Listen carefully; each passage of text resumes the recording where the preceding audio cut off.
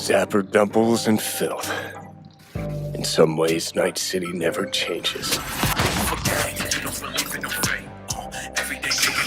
Welcome to MojoPlays, and today we're taking a look at the 10 biggest changes in Cyberpunk 2077's next-gen upgrade. If you gotta burn it all to the ground, then let it burn. Gentlemen, on the ground, asshole, don't move! For this list, we're looking at the major changes and additions brought with Cyberpunk 2077's next-gen upgrade in patch 1.5. Are you ready to return to Night City? Before we begin, we publish new content all week long, so be sure to subscribe and ring the bell to get notified about our latest videos. New weapons.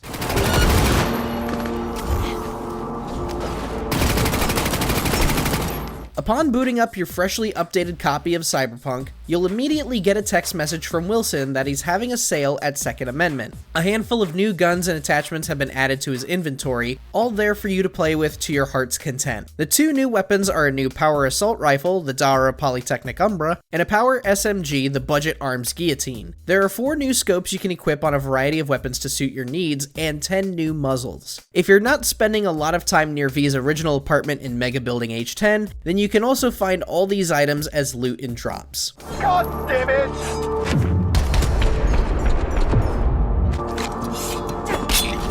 Rebalancing.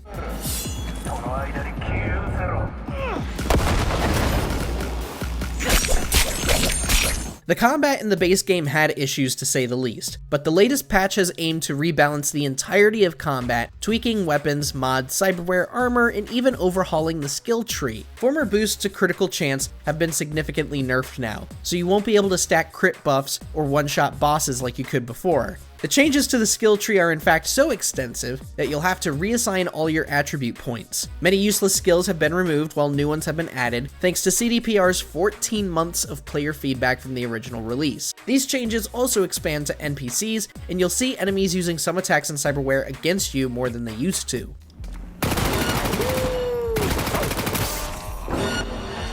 Expanded romances. How's it going? Depends on what the it is. And what you want to hear. Oh, you know, the usual. I longed for you, V. One of the more subtle changes was CDPR's revision of the in-game romances. Cyberpunk veterans will know the game has 4 main romance options for male and female Vs alike. But after completing the romance questlines, you didn't really get the chance to interact with your significant other until the end of the game. This has all been improved with the patch, which adds interactions between you and your beloved outside of quests. Throughout the development of the relationships with those characters, you can actually message them way more often. Not only will they text you periodically, with some of those texts getting a bit risque, but you can also just go to their apartments and sleep next to them whenever you want. As well as providing more depth to the relationships, this also gives you an XP boost. I was just thinking of you. And before you ask, no, you weren't wearing clothes. Driving.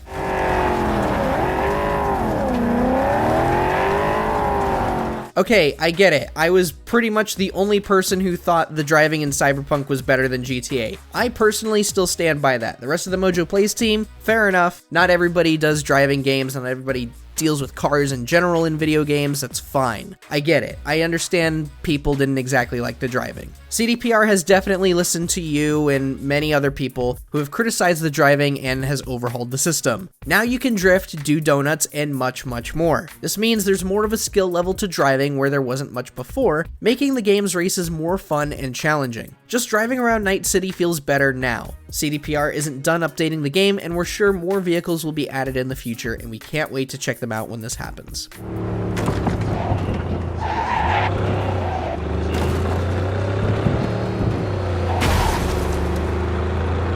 Eddies.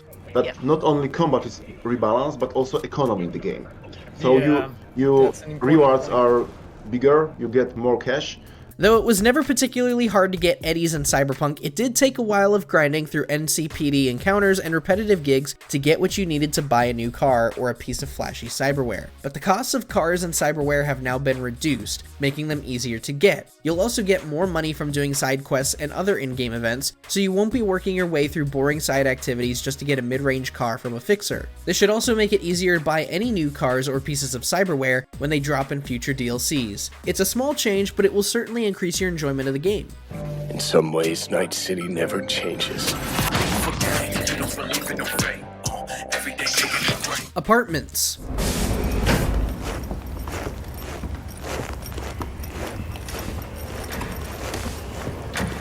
Though V's first apartment is pretty cool and does get slowly populated with trinkets and mementos, many players thought there was a missed opportunity here. More than that, some thought that the ability to buy different apartments was cut from the finished game. Whatever the case, apartment buying is now here, and there are 4 new ones that V can buy with those precious, precious eddies. You can buy one in Corporal Plaza, the Glen, Northside, and Japantown, and they vary wildly in quality. Corporal Plaza is expectedly a huge luxury apartment, while V's Northside digs are the cheapest and smallest, costing just 5,000 eddies to rent. You can also customize V's starter apartment with a series of 6 new color schemes, so there's something for you to do even if you're so attached to V's first home that you don't want to move.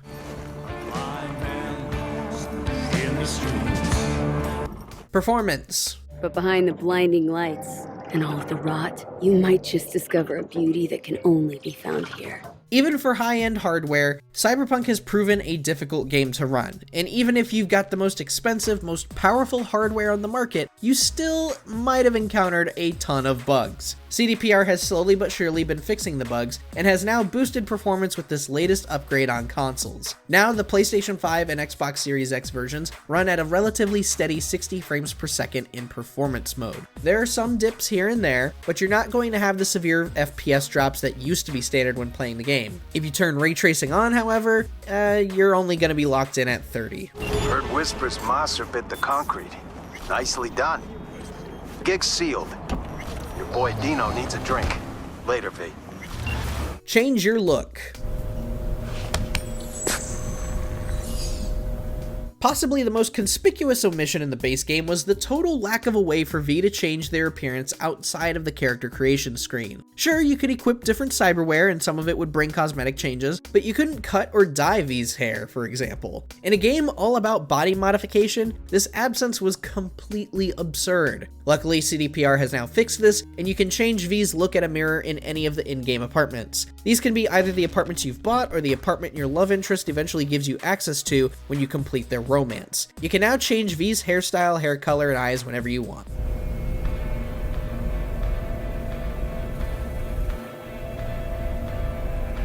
AI behavior. The combat AI as well as crowd behavior and drivers AI is getting smarter. It's getting it has more diverse reactions to what V does in Night City. Another glaring issue with the launch game was the behavior of its NPCs. This was the crowds, the enemy combatants, cops, traffic, all of it left much more to be desired. Finally, CDPR has begun properly addressing these issues, and crowds have been revamped so that they won't despawn and respawn when you look away, and now they'll actually react with fear when you start shooting near them. Some will even pull out a gun themselves and retaliate. They'll also react to your car if you keep crashing and will actively drive away from you to avoid getting hit. And the AI combatants have been improved too, with hostile NPCs getting added behaviors such as acting way more aggressive or defensive.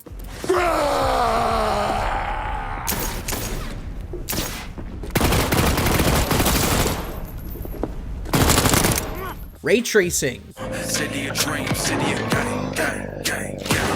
City of dreams, 70 great. You're living your great. This is the big one. When Cyberpunk launched in December 2020, only the PC version was able to handle powerful graphical settings, such as ray tracing, but that was only if you had a high-end enough machine. These options weren't available on consoles because they've been running the last-gen version until now. But finally, ray tracing has made it to PlayStation 5 and Xbox Series X. Cyberpunk already had arguably the most impressive lighting of any 8th generation video game, even without ray tracing support, with its neon signs and non-stop lens flares, and now everything looks even better. We have real shadows, real lighting systems, better colors, which makes an overall better atmosphere. If you want the absolute best graphics possible and you're willing to sacrifice frame rate, make sure RTX is turned on. Unfortunately, if you've got an Xbox Series S, this is not an option, though it's not that surprising. Not everyone's buying it, but if you want to know for sure, you just need to try it for yourself.